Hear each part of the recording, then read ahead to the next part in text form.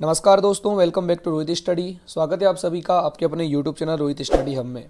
दोस्तों, बैयर institute of computer education का आपका अपना यूट्यूब चैनल, जिसके माध्यम से आप सभी बच्चों को कंप्यूटर से रिलेटेड तमाम प्रकार की एग्जाम्स की तैयारी यहाँ पर करवाई जाती है। ये दोस्तों, इन क्लासेस के माध्यम से कंप्यूटर के सभी प्रकार के क्वेश्चंस जैसे कि DCA, PGDCA और कॉम्पिटिशन्स एग्जाम में आने वाले सभी क्वेश्चंस को मैं यहाँ पे आपको सॉल्व करवाता हूँ। आइए आज हम बात करने वाले हैं फंडामेंटल्स ऑफ कंप्यूटर के अंतर्गत ऑप्टिकल डिस्क क्या होता है, ऑप्टिकल डिस्क का प्रयोग हम किस प्रकार से करते हैं और ऑप्टिकल डिस्क का प्रयोग हम क्यों करते हैं। तो दोस्तों जानते हैं ऑप्टिकल डिस्क क्या है एक प्रकार का। तो दोस्तों यहाँ पे आपको बता देता हूँ मैं कि ऑप्टिकल डिस्क जो होता है एक प्रकार का स्टोरेज डिवाइस होता है। क्या होता है? एक प्रकार का स्टोरेज डिवाइस होता है, आपको याद रखना है। अब स्टोरेज डिवाइस की अगर बात करते हैं तो कंप्यूटर में जो कंप्यूटर की चीज़ों यानी कि कंप्यूटर के संपूर्ण डेटा को जिसमें हम भर करके रखते हैं, कंप्यूटर के संपूर्ण डेटा को जिनमें हम संग्रहित करके रखते हैं, उन्हें बोला जाता है स्टोरेज डिवाइस। तो सबसे पहले यहाँ पर देखते हैं स्टोरेज डिवाइस की अगर बात करते हैं तो लेज़र बीम, ठीक है। इसमें मुख्य रूप से क्या होता है, ऑप्टिकल डिस्क ड्राइव पर लगाए जाते हैं। कुल मिलाकर के इसमें हेड में ट्रांसमिट होती है और ट्रांसमिट में ये मतलब ऑप्टिकल डिस्क जो होती है एक प्रकार से उपयोग में लाई जाती है, ठीक है। फंडामेंटल्स ऑफ कंप्यूटर के अंतर्गत आने वाले क्वेश्चन से आपको याद रखना है, एग्जाम में भी ये क्वेश्चन पूछा जाता है। उसके पश्चात बात करते हैं ऑप्टिकल डिस्क को मुख्य रूप से जो होता है दोस्तों पोर्टेबल और सेकेंडरी स्टोरेज डिवाइस के रूप में भी जाना जाता है, ठीक है। मुख्य रूप से क्या होता है, पोर्टेबल और सेकेंडरी स्टोरेज डिवाइस के रूप में इसको मुख्य रूप से जाना जाता है, उपयोग किया जाता है। उसके पश्चात मैं आपको बताना चाहता हूँ कि पिछले जो है कई पीढ़ी के मैग्नेटिक स्टोरेज मीडिया की तुलना में अधिक डेटा को स्टोर करके रखने की क्षमता होती है किसमें, ऑप्टिकल डिस्क में। किसमें होती है, ऑप्टिकल डिस्क में। इसकी जो लाइफ होती है दोस्तों अपेक्षाकृत लंबी होती है। लाइफ का मतलब क्या होता है कि इनकी जो सर्विसेज होती है वो क्या होती है, अपेक्षाकृत लंबी होती है, मतलब अधिक समय तक के ये चलते हैं, अधिक समय तक के कार्य करते हैं, इनकी ये मुख्य रूप से विशेषताएं पाई जाती है। उसके बाद दोस्तों आपको बताने वाला हूँ मैं कि कॉम्पैक्ट डिस्क जैसे कि CD, उसके पश्चात डिजिटल व सैटेलाइट या फिर वीडियो डिस्क जिसको हम DVD बोलते हैं, ब्लूरे डिस्क हो गया। वर्तमान में सब ऑप्टिकल डिस्क के अधिकतम इस्तेमाल किए जाने वाले टाइप हैं। आज अगर आप देखेंगे वर्तमान में सबसे ज़्यादा उपयोग अगर किया जा रहा है तो आप DVD का उपयोग किया जा रहा है, CD का उपयोग किया जा रहा है, ब्लूरे डिस्क का प्रयोग किया जा रहा है। तो ये सब चीज़ों का वर्तमान में क्या किया जा रहा है, उपयोग किया जा रहा है। चलिए दोस्तों आगे की कड़ी में हम बात करने वाले हैं, तो यहाँ पे आपको बताता हूँ मैं। उसके पश्चात size of optical disc, optical disc की साइज कितनी होती है, किस प्रकार से हम लोग इसको बना देखते हैं, ठीक है। तो आमतौर पर अगर बात करते हैं तो ऑप्टिकल डिस्क जो होती है, अगर आमतौर पर अगर नॉर्मल बात करते हैं तो ऑप्टिकल डिस्क जो होती है वो लगभग जो होती है आपके 7.6 से लेकर के 30 सेंटीमीटर यानी कि 3 से 12 इंच के बीच में होती है, ठीक है। इसमें आपको याद रखना है जिसमें 12 सेंटीमीटर की यानी कि 4.75 इंच की सबसे आम साइज की होती है ऑप्टिकल डिस्क। चुंबकीय डिस्क जो होती है कुल मिलाकर के अभी मैं आगे बताऊंगा आपको, मैग्नेटिक डिस्क अलग होती है यानी चुंबकीय डिस्क अलग होती है और ऑप्टिकल डिस्क अलग होती है, ठीक है। उसके पश्चात आपको ध्यान देना है इसमें 1.6 माइक्रोन यानी CD के लिए 1.6 माइक्रोन से 320 माइक्रोन यानी ब्लूरे डिस्क के लिए तक के काम करती है, आपको इस बात को याद रखना है। अब बात करते हैं how data is store in optical disc, optical disc में डेटा कैसे हम स्टोर करते हैं। तो ध्यान देना पहला यहाँ पर दिया हुआ है, सबसे पहले क्या करना है, ऑप्टिकल स्टोरेज जो होता है इलेक्ट्रॉनिक स्टोरेज माध्यम को डिजिटल यानी कि बाइनरी डेटा रिकॉर्ड और रिट्रीव करने के लिए कम पावर लेज़र बीम का उपयोग करता है, ठीक है। किसका प्रयोग करता है, लेज़र बीम का उपयोग तो करता ही करता है, लेकिन कम पावर लेज़र बीम का यहाँ पर मुख्य रूप से उपयोग होता है। यानी ऑप्टिकल स्टोरेज जो होता है इलेक्ट्रॉनिक स्टोरेज माध्यम जो कि डिजिटल यानी कि बाइनरी डेटा रिकॉर्ड को क्या करता है, रिट्रीव करने के लिए कम पावर डिजिटल बीम यानी कि लेज़र बीम की इसको क्या होती है, आवश्यकता होती है। लेकिन याद रखना ऑप्टिकल स्टोरेज जो टेक्नोलॉजी जो होती है, ठीक है, यानी कि ऑप्टिकल स्टोरेज टेक्नोलॉजी, उस ऑप्टिकल स्टोरेज टेक्नोलॉजी में लेज़र बीम डिस्क की सतह पर जो होता है दोस्तों वो आपका एक ट्रैक के रूप में व्यवस्थित होता है और व्यवस्थित होकर के पिट्स यानी छोटे छोटे भाग के रूप में ऑप्टिकल लेज़र डिस्क पर डिजिटल डेटा को एनकोड करने का काम करता है, ठीक है। एक कम पावर लेज़र स्कैनर का प्रयोग यहाँ पर इन गड्ढों को रीड करने के लिए किया जाता है। जो यहाँ पे जो गड्ढे बने हुए हैं इन गड्ढों को रीड करने के लिए मुख्य रूप से इनका प्रयोग किया जाता है, जिसमें आपका पिट्स, ठीक है, जिसमें मुख्य रूप से क्या होता है आपका पिट्स को विद्युत सिग्नल में परिवर्तित करने से, ठीक है, किसी भी पिट्स को विद्युत सिग्नल में परिवर्तित करने से प्रतिबिंब प्रकाश की तीव्रता जो होती है वो भिन्न भिन्न होती है, तो प्रतिबिंब प्रकाश की तीव्रता को दिखाने का काम होता है, ठीक है, बात करते हैं कि इस तकनीकी यानी इस टेक्नोलॉजी में जो है कॉम्पैक्ट डिस्क का प्रयोग किया जाता है, यानी कि सीडी। सीडी का पूरा नाम क्या होता है?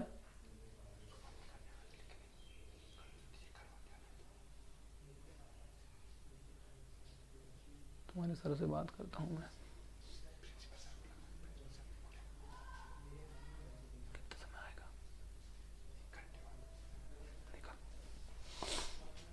इसमें क्या होता है कि कॉम्पैक्ट डिस्क यानी कि सीडी का मुख्य रूप से उपयोग होता है, ठीक है, जो कि साउंड्स क्या होते हैं, रिकॉर्ड करती हैं।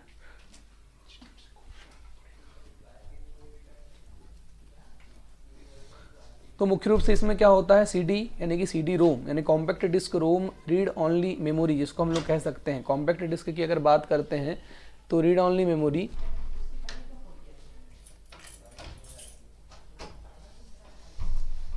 ये क्या करती है, कुल मिला यहाँ पर सीडी रोम यानी कि compact disc read only memory में जो टेक्स्ट और इमेज के साथ साथ साउंड को भी स्टोर कर सकता है, ठीक है, इसको आपको याद रखना है।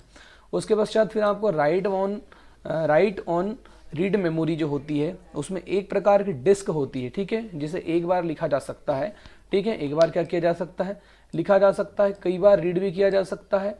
और नए डिस्क में जो कि पूरी तरह से क्या होते हैं, रिवेबल होते हैं, तो ऐसे डिस्क में मुख्य रूप से इनका प्रयोग किया जाता है।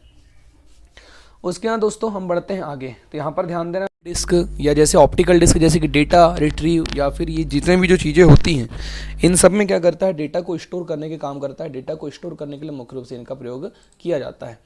उसके पश्चात यहाँ पे आपको बताने वाला हूँ, ऑप्टिकल डिस्क को आमतौर पर डिस्क ड्राइव यानी कि ओडीडी, संक्षिप्त में इसको सीडी ड्राइव, डीवीडी ड्राइव या फिर बीडी यानी कि ब्लूरे डिस्क ड्राइव के नाम से भी जाना जाता है ना। और कुछ लोकप्रिय ऑप्टिकल डिस्क के निर्माता जैसे कि वर्तमान में बताना चाहता हूँ, सैमसंग हो गया, एलजी कंपनी हो गई, एचपी हो गया, डेल हो गया, ये सब क्या है, कंपनियां शामिल हैं। असल में इन सब कंपनियों में एक ने शायद क्या किया था, आपके कंप्यूटर या फिर अन्य डिवाइस के ऑप्टिकल ड्राइव का निर्माण किया। भले ही आपको ड्राइव पर उसका नाम दिखाई न देता हो, लेकिन इनने क्या किए थे, सबसे पहले उसका निर्माण किए थे, आपको याद रखना है। चलिए दोस्तों अब हम बढ़ते हैं आगे, तो यहाँ पर मैं आपको बताने वाला हूँ आगे की कुछ हिस्ट्री यानी कि ऑप्टिकल डिस्क के बारे में जानते हैं। तो ऑप्टिकल डिस्क की हिस्ट्री क्या है, कैसे इसको बनाया गया, चलिए इसके बारे में हम लोग चर्चा करते हैं। ऑप्टिकल डिस्क का जो पहला रिकॉर्ड है आपको मैं बताने वाला हूँ कि ऑप्टिकल डिस्क जिसके बारे में आपको पढ़ा रहा हूँ, ऑप्टिकल डिस्क का जो पहला रिकॉर्ड किया गया था, ठीक है, तो ऐतिहासिक उपयोग जो है सबसे पहले 1884 में किया गया था। कब किया गया था दोस्तों, 1884 में सबसे पहले ऑप्टिकल डिस्क का पहला रिकॉर्ड किया गया था, आपको याद रखना है।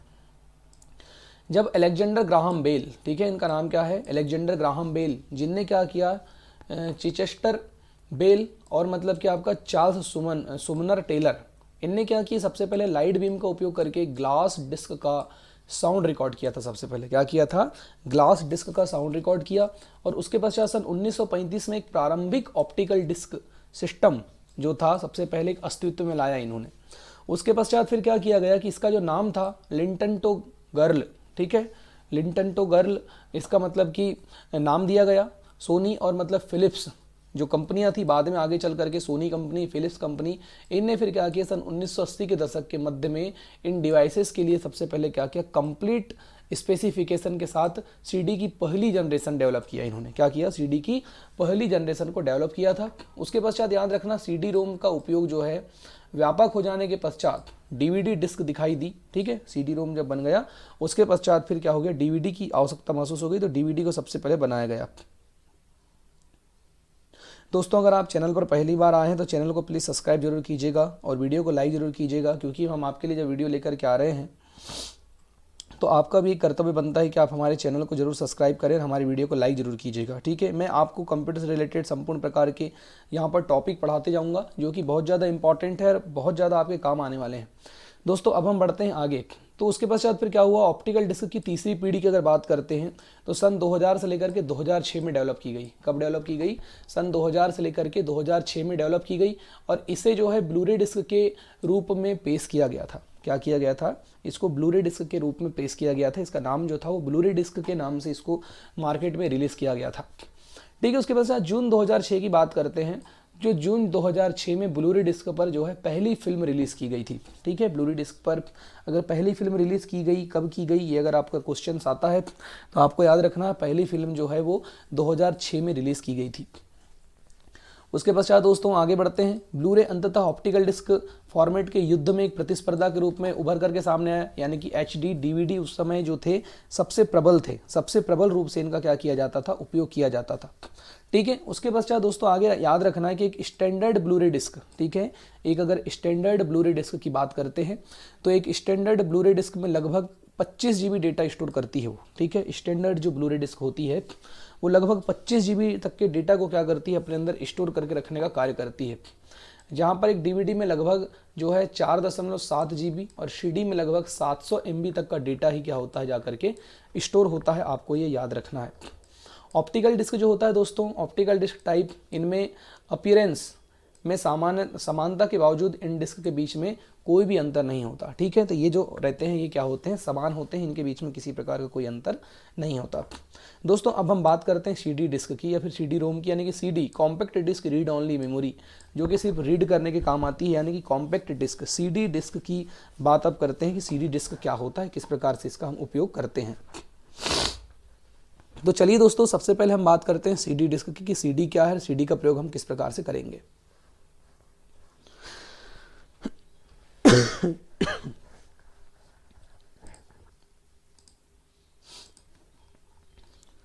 CD डिस्क की बात करते हैं, नाम से स्पष्ट है, CD यानी कि कॉम्पैक्ट डिस्क। ठीक है, CD का पूरा नाम क्या होता है, कॉम्पैक्ट डिस्क इसका पूरा नाम होता है।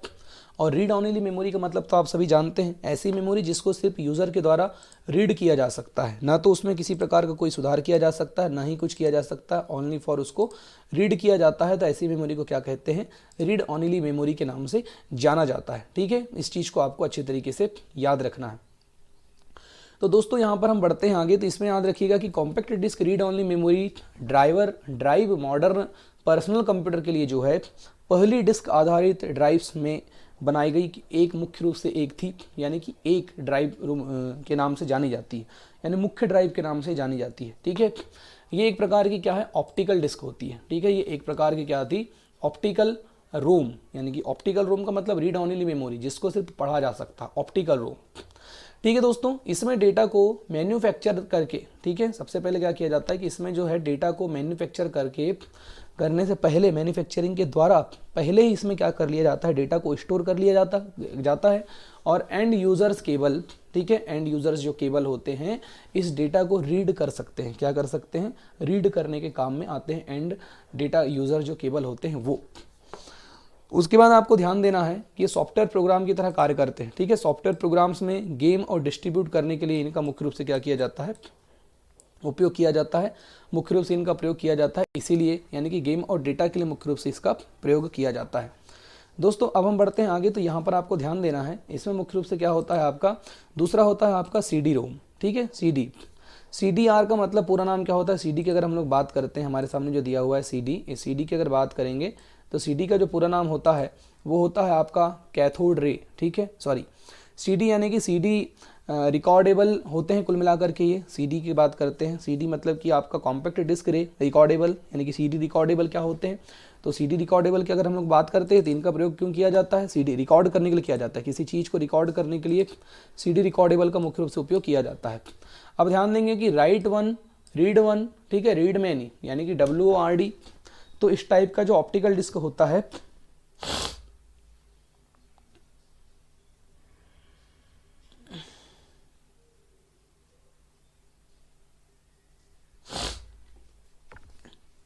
इसमें इस टाइप का जो ऑप्टिकल डिस्क जो होता है, इस टाइप की CD में जो होता है यूज़र केवल एक ही बार डेटा को राइट कर सकते हैं, क्या कर सकते हैं, एक बार, सिर्फ only for one bar data को राइट कर सकते हैं और कई बार इसको रीड कर सकते हैं। रीड करने का मतलब देखिए, राइट करने का मतलब सिर्फ एक बार डेटा को लिख सकते हैं, लेकिन कई बार डेटा को पढ़ सकते हैं, ये गुण इसमें होता है CD रिकॉर्डेबल मेमोरी में।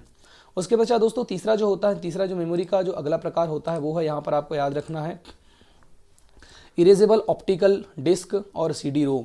ठीक है, ये एक प्रकार का इरेजेबल यानी कि इरेजेबल ऑप्टिकल डिस्क होते हैं। ठीक है, इसमें क्या होता है कि एक read write optical disk memory होती है, एक प्रकार की, रीड भी कर सकते हो आप इसको और राइट भी कर सकते हो। ठीक है, यानी कि पढ़ भी सकते हैं और लिख भी सकते हैं इस मेमोरी में, इस प्रकार की क्या पाई जाती है, मेमोरी पाई जाती है।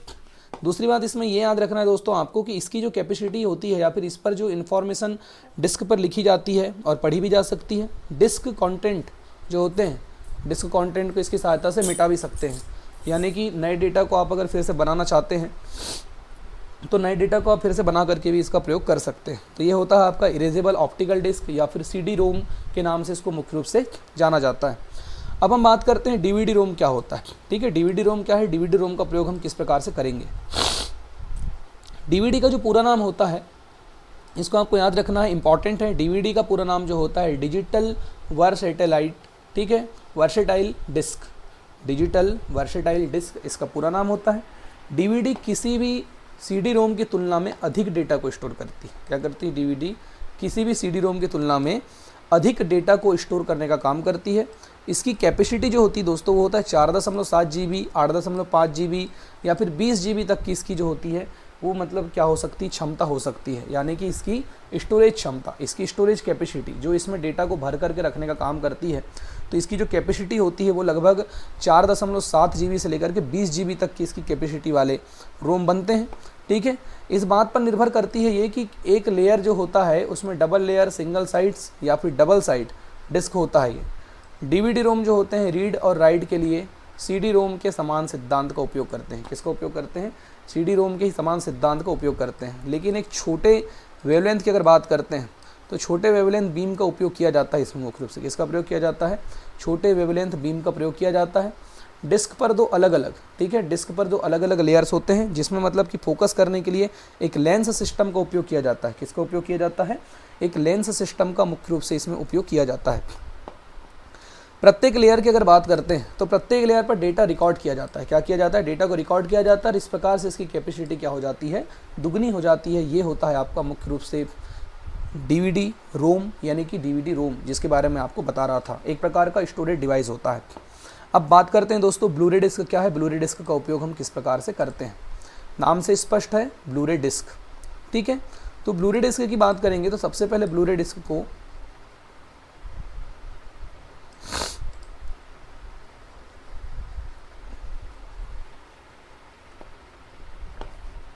ब्लू रे डिस्क जो होता है वो BD डिस्क के नाम से भी या फिर ब्लू रे डिस्क के नाम से भी क्या होता है, प्रचलित होता है। आपको याद रखना है, एक प्रकाशीय डिस्क संग्रहण होता है। ये एक प्रकार का क्या है, एक प्रकाशीय डिस्क संग्रहण माध्यम है जिसके मानक यानी DVD प्रारूप का स्थान लेने के लिए इसको मुख्य रूप से क्या किया गया है, बनाया गया है। DVD प्रारूप का स्थान लेने के लिए ब्लू रे डिस्क का क्या किया गया था, निर्माण किया गया था, ब्लू रे डिस्क को बनाया गया था। तो ये बात को आपको ध्यान रखना है, ब्लू रे डिस्क का निर्माण क्यों किया गया था।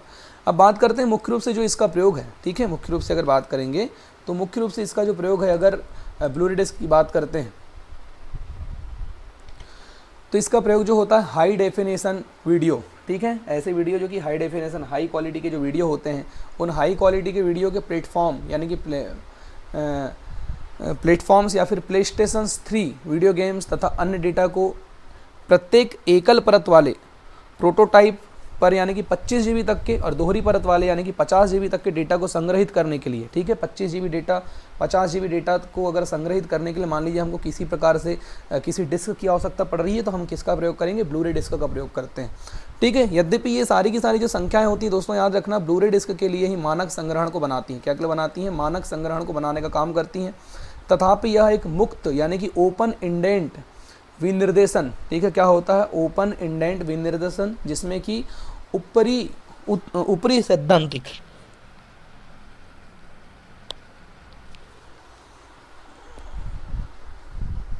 इसमें मुख्य रूप से जो होता है आपका ऊपरी सैद्धांतिक संग्रहण सीमा अस्पष्ट छोड़ दी गई है, जिसमें मतलब कि 200 GB डिस्क इसमें क्या रहता है, उपलब्ध होता है। क्या होता है, 200 GB तक का डिस्क इसमें उपलब्ध होता है, आपको याद रखना है। और इसमें 100 GB डिस्क को किसी भी अतिरिक्त उपकरण में, ठीक है, एक बात याद रखना आप यहाँ पे कि 100 GB डिस्क को किसी भी अतिरिक्त उपकरण में संशोधित करके फर्मवेयर के बिना पढ़ा जा सकता है। याद रखना, डिस्क के भीतर आयाम मानक DVD तथा CD क्या होते हैं, एक समान होते हैं। इनको समान रूप से लिखा गया है, समान रूप से दर्शाया गया है। ये दोनों चीज़ों को आपको अच्छे तरीके से ध्यान रखना है। दोस्तों अब हम बात करने वाले हैं आगे ब्लू रे डिस्क के बारे में। तो चलिए ब्लू रे डिस्क के बारे में थोड़ा और जानते हैं। तो यहाँ पर आपको याद रखना है, ब्लू रे डिस्क का जो नाम है इससे पहले जो रहता है नीले बैगनी, ठीक है, ब्लू, और उसके पश्चात आपका वायोलेट के रूप में, मतलब कि लेजर्स के रूप में इसको जाना जाता था। लेकिन एक मानक DVD थी जिसमें 650 नैनोमीटर लाल लेजर का प्रयोग किया गया था। जबकि जो ब्लू रे डिस्क की अगर बात करते हैं तो उसमें कम तरंग दैर्घ्य का प्रयोग किया गया था। क्या का प्रयोग किया गया था? कम तरंग दैर्घ्य का प्रयोग किया गया था। लगभग उसमें 400 mn यानी कि वाला नीला बैगनी लेज़र और एक डीवीडी की तुलना में लगभग 10 गुना तक के डेटा को संग्रहण करने की क्या थी, उसमें अनुमति दी गई थी। इस प्रकार से चीज़ों का प्रयोग किया गया था। किसमें? आपके ब्लू रे डिस्क जब था पहले, यानी कि नीले बैगनी ब्लू रे डिस्क की अगर बात करते हैं उसमें। उसके पश्चात उच्च परिभाषा वाली प्रकाशीय डिस्क के प्रारूप पर जारी युद्ध के दौरान ब्लू रे डिस्क ने सबसे पहले क्या किया, HD DVD प्रारूप से प्रतिस्पर्धा इसने प्रारंभ की। और उसके पश्चात क्या होता है कि HD DVD का समर्थन करने वाली जो कंपनियां थी, जैसे कि तोशिबा कंपनी ने सबसे पहले क्या किया, सन 2008 में हार मान ली। और लेकिन यह प्रारूप जो था, ये युद्ध तो समाप्त हो गया और जुलाई 2009 में क्या हुआ, तोशिबा कंपनी ने ये घोषणा कर दी कि वो 2009 के अंत तक के अपना स्वयं का ब्लू रे डिस्क उपकरण भी मार्केट में उतार देगा। और इसके पश्चात फिर ब्लू रे डिस्क का विकास जो है उपभोक्ता इलेक्ट्रॉनिक्स, कंप्यूटर हार्डवेयर तथा चलचित्र यानी कि मोशन पिक्चर निर्माताओं का प्रतिनिधित्व करने वाले एक समूह, जिसको हम कह सकते हैं कि ब्लू रे डिस्क एसोसिएशन के द्वारा इसका निर्माण किया गया था। ठीक है। जून 2009 में जानकारी प्राप्त हुई कि ऑस्ट्रेलिया में लगभग 1500 से अधिक और साथ ही जापान में लगभग 2500, यूनाइटेड किंगडम में लगभग 1500 और यूनाइटेड स्टेट और कनाडा में लगभग 2500 ब्लू रे डिस्क जो हैं वो शीर्ष स्थान पर है, मतलब कि टाइटल उपलब्ध है। इस प्रकार से फिर ब्लू रे डिस्क का निर्माण कर लिया गया और ब्लू रे डिस्क का प्रयोग जो है स्टोरेज डिवाइस के रूप में किया जाने लगा। तो ये थी ब्लू रे डिस्क के बारे में कुछ इंपॉर्टेंट जानकारी। दोस्तों अब हम बात करने वाले हैं USB के बारे में। USB का नाम आप सभी लोगों ने सुना ही होगा और सामने आप चित्र देख करके भी समझ गए होंगे कि मैं किसकी बात कर रहा हूँ, कौन से USB की बात कर रहा हूँ। USB यानी एक प्रकार से पेन ड्राइव, फ्लैश ड्राइव की बात कर रहे हैं हम लोग। ठीक है। तो यहाँ पर देख सकते हैं हम सैनडिस्क कंपनी का या फिर सनडिस्क कंपनी का USB फ्लैश ड्राइव का यहाँ पे उपयोग करें। USB का पूरा नाम क्या होता है आपको याद रखना है, यूनिवर्सल सीरियल बस। ठीक है। USB का पूरा नाम क्या होता है, यूनिवर्सल सीरियल बस। अब USB होती क्या है, तो यहाँ सबको ध्यान देना है। USB का मतलब होता है एक प्रकार का डेटा स्थानांतरण करने वाला डिवाइस होता है। क्या होता है, डेटा स्थानांतरण करने वाला डिवाइस होता है USB, और जिसकी सहायता से हम एक कंप्यूटर से दूसरे कंप्यूटर, दूसरे से तीसरे कंप्यूटर और ऐसे ही कई सारे कंप्यूटर के डेटा को निकाल करके एक स्थान तक से दूसरे स्थान तक परिवर्तित कर सकते हैं। तो ये काम किसका होता है, आपका USB फ्लैश ड्राइव का काम होता है। देखिए कि USB flash drive flash memory data storage device से बना होता है। ठीक है। और इसमें मतलब क्या होता है, यूनिवर्सल सीरियल बस यानी कि एक 1 to 1, 2.0, 3.0 अंतराल में क्या हुआ, इनका एकीकृत किया गया है, इनका निर्माण किया गया है। USB फ्लैश ड्राइव जो होते हैं दोस्तों आमतौर पर हटाने योग्य और रिराइटेबल होते हैं। क्या होते हैं आपके, रिराइटेबल होते हैं, जो कि एक फ्लॉपी डिस्क के छोटे होते हैं। फ्लॉपी डिस्क की तुलना में ये क्या होते हैं, छोटे होते हैं और अधिकांश इनका जो वज़न होता है वो लगभग 30 ग्राम होता है। ठीक है। आपके पास अगर नॉर्मल अगर पेन ड्राइव होगा तो आप इसको पेन ड्राइव के भी नाम से हम जानते हैं। दोस्तों इनका जो आकार होता है वो आकार और मूल्य में बढ़ोतरी के साथ साथ लगभग 2009 में भंडारण क्षमता जो है इनकी 256 GB तक की हो सकती है। यानी कि पेन ड्राइव जो मार्केट में है, ठीक है, USB फ्लैश ड्राइव जो मार्केट में उपलब्ध हैं, उनकी जो क्षमता है वो लगभग आपकी 256 GB तक की है, याद रखिएगा। 1 मिलियन राइट्स या फिर इरेज साइकिल का अनुमति हमको देता है, उसमें से आप 10 साल तक का डेटा कोई प्रतिधारण करके रख सकता है। यानी कि डेटा इसमें बहुत समय तक के स्टोर करके रखा जा सकता है USB फ्लैश ड्राइव में। चलिए दोस्तों अब हम बढ़ते हैं आगे थोड़ा सा। तो यहाँ पर हम जानेंगे कि USB फ्लैश ड्राइव का प्रयोग जो होता है केवल उन्हीं उद्देश्यों को ध्यान में रख करके किया जाता है जिन उद्देश्यों से फ्लॉपी डिस्क का उपयोग किया जाता है। जैसे कि देखिए फ्लॉपी डिस्क का उद्देश्य क्या है, फ्लॉपी डिस्क का मतलब क्या है कि जिस प्रकार से फ्लॉपी डिस्क में हम लोग क्या करते हैं, डेटा को भर करके रखते हैं, डेटा को संग्रहित करके संचारित करके रखते हैं। तो ठीक उसी प्रकार से क्या होता है USB यानी कि यूनिवर्सल सीरियल बस, जिसको हम लोग अभी फ्लैश ड्राइव का प्रयोग कर रहे हैं, तो फ्लैश ड्राइव में भी डेटा को हम क्यों भर के रखेंगे, ताकि आवश्यकता पड़ने पर उस डेटा का हम उपयोग कर सकें। तो हम ये कह सकते हैं कि एक प्रकार से क्या है, संग्रहण डिवाइस है। एक प्रकार की क्या है, ये संग्रहण डिवाइस है जिसमें डेटा को संग्रहित करके रखा जा सकता है। तो ये हमारे लिए क्या हो जाएगी, संग्रहण डिवाइस के नाम से जानी जाएगी। इसको आपको ध्यान देना है।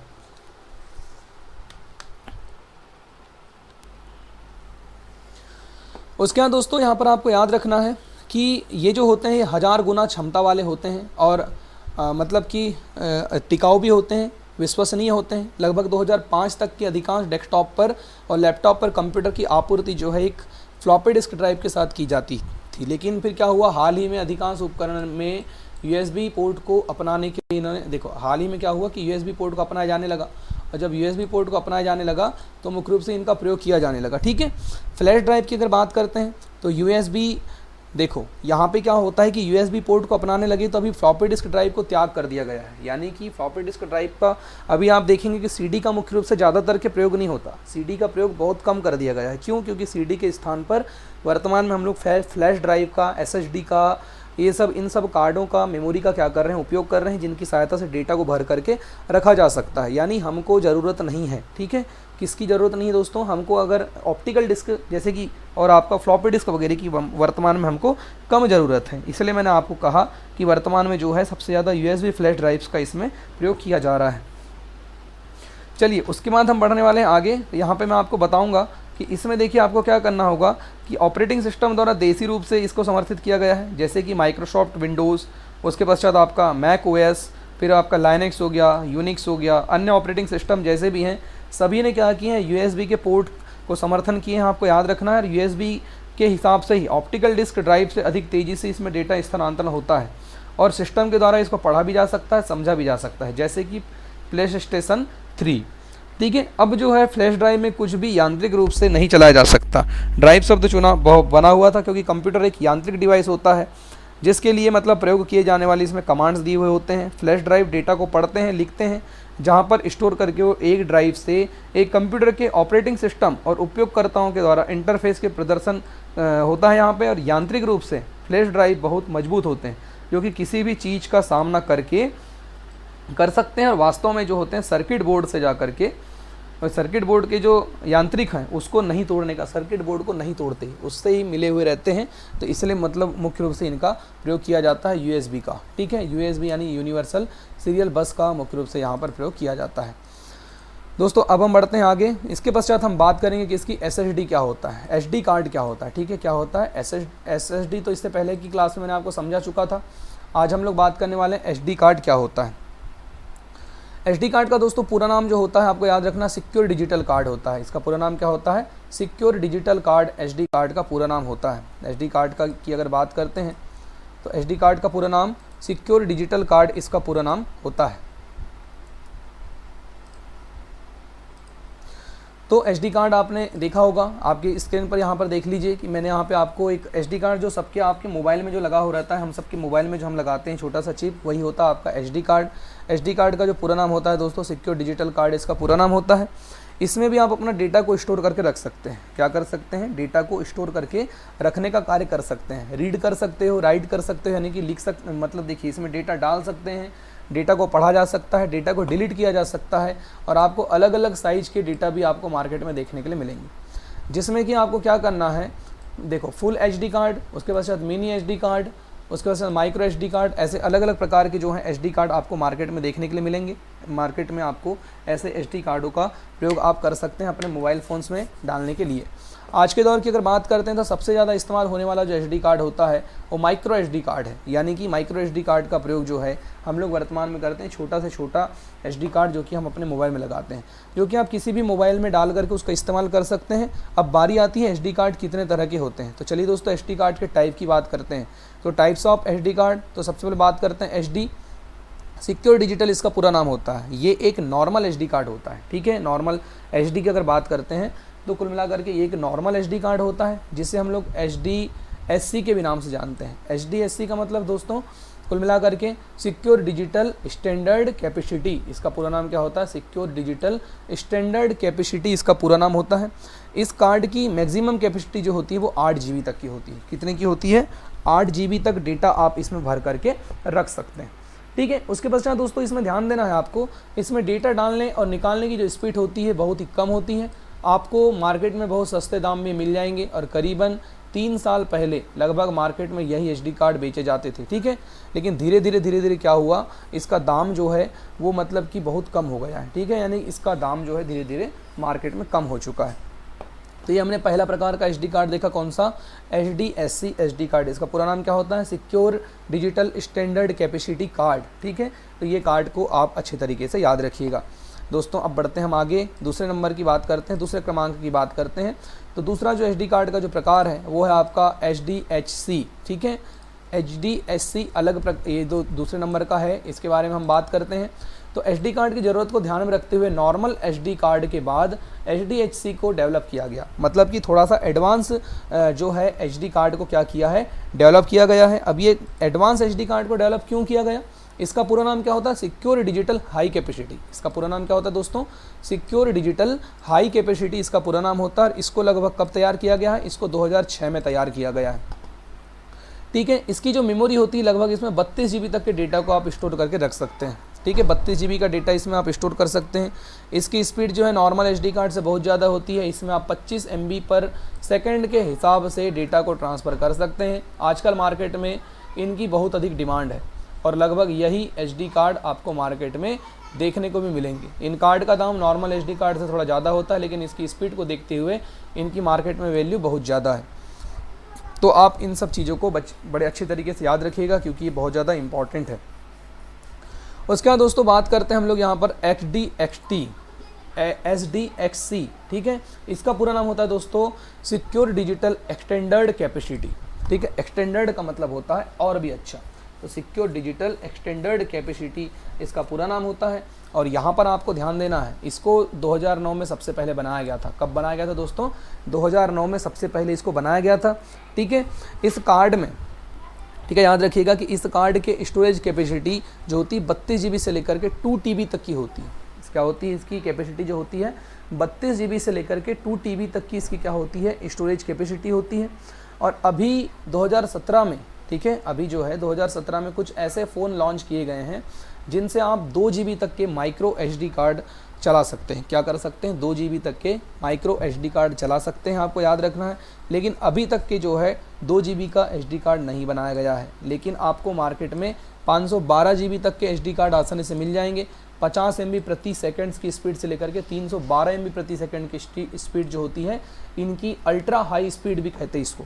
अल्ट्रा हाई स्पीड का मतलब होता है इनकी अधिकांश इनकी स्पीड होती है, वो इतना डेटा ये क्या कर सकते हैं, ट्रांसफ़र करने की इनके अंदर क्वालिटी होती है, कैपेसिटी होती है। दोस्तों अब बात करते हैं हम लोग एचडी कार्ड की क्लास। एचडी कार्ड की स्पीड का पता लगाने के लिए उनके ऊपर क्लास दी गई है। इनके स्पीड को दर्शाता है आपके कार्ड की स्पीड कितनी है। यहाँ पर स्पीड का मतलब होता है कि आपका कार्ड कितनी तेज़ी से डेटा को रीड करता है या फिर राइट करता है।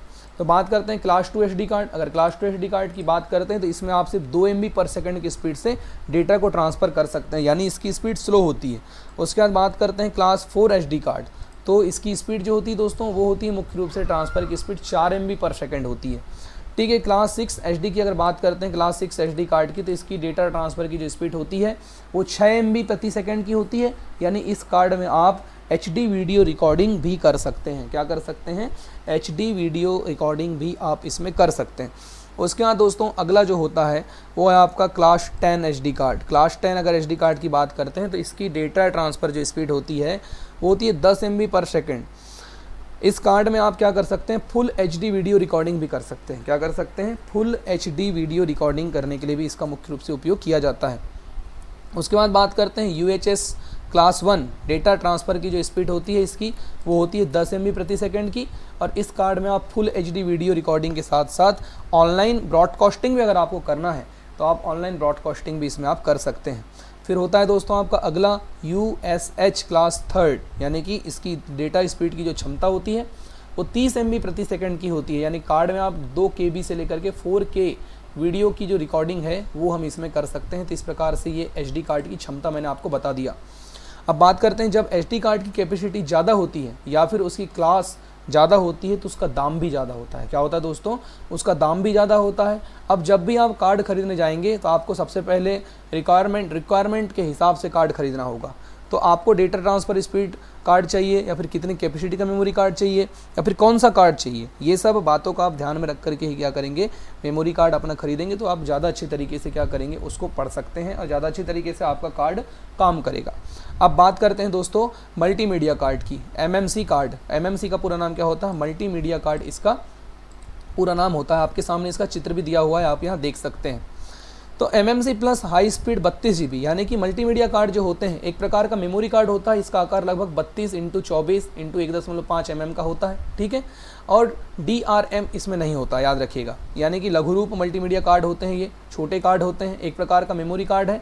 और इसमें आप क्या कर सकते हैं, MMC माइक्रो कार्ड यानी कि उनकी तुलना में थोड़े छोटे होते हैं और ये डेटा को संग्रहण करने के काम में आते हैं, डेटा संग्रहण डिवाइस के अंतर्गत इनका उपयोग किया जाता है।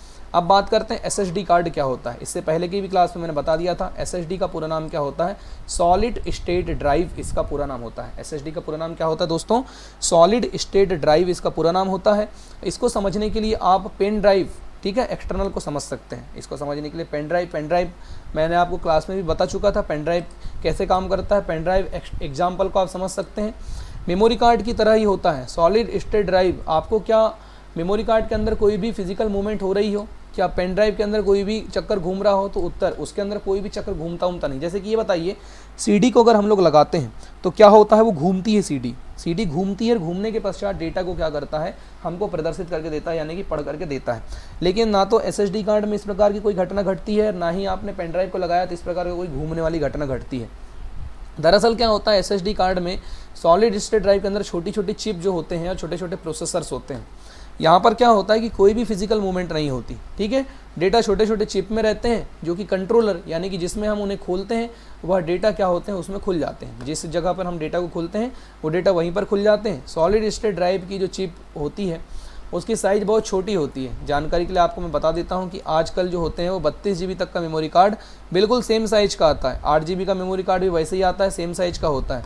तो आपको ये समझ में नहीं आएगा कि कौन सा कार्ड कैसा है, तो इसके लिए आपको क्या करना पड़ेगा, कोई भी बड़ी चिप जो होगी वो चिप बहुत ही छोटी होती है। जैसे कि आपको एक बार में उदाहरण के लिए कैमरे में लगाने वाला अगर 1 GB का अगर मेमोरी कार्ड अगर है, देख रहे हैं, तो वो कितना बड़ा है, क्योंकि उसकी चिप हमारे मोबाइल में लगने वाले मेमोरी कार्ड से थोड़ी बड़ी होती है। तो ऐसे अलग अलग प्रकार से आप मेमोरी कार्ड की तुलना देख सकते हैं। मेमोरी कार्ड में उनकी जो चिप है उसकी साइज़ को देख करके आप पता लगा सकते हैं कि उसका साइज़ कितना और कितना बड़ा वो मेमोरी कार्ड है। एक अच्छी और लेटेस्ट टेक्नोलॉजी है, लेकिन ज़्यादा साइज़ में नहीं होती, क्योंकि SSD अधिक से अधिक अभी तो केवल क्या है 10 TB तक की ही आ जा रही है। और ये मैं आपको बता देना चाहता हूँ कि इसमें 100 TB तक भी आ सकती है। वर्तमान में भविष्य के प्लान को देखते हुए ऐसा है कि SSD जो है वो 100 TB तक भी मार्केट में उपलब्ध हो सकती है। तो दोस्तों यहाँ पर मैं उम्मीद करता हूँ आप सभी बच्चों को जो है स्टोरेज डिवाइस रिलेटेड संपूर्ण टॉपिक यहाँ पर समझ में आ चुका होगा। और वीडियो अगर आप सभी को अच्छा लगेगा तो प्लीज़ वीडियो को लाइक ज़रूर कीजिएगा और कमेंट करके मुझे ज़रूर बताइएगा कि आपको क्लास कैसी लगी। दोस्तों मिलते हैं नेक्स्ट क्लास में, जिसके अंतर्गत मैं पढ़ाऊँगा आपको इनपुट डिवाइस क्या होती है, इनपुट डिवाइस के बारे में हम पढ़ेंगे। तब तक के लिए आप सभी बच्चे बने रहिए रोहित स्टडी हब के साथ। मिलते हैं नेक्स्ट वीडियो में नेक्स्ट क्लास के साथ।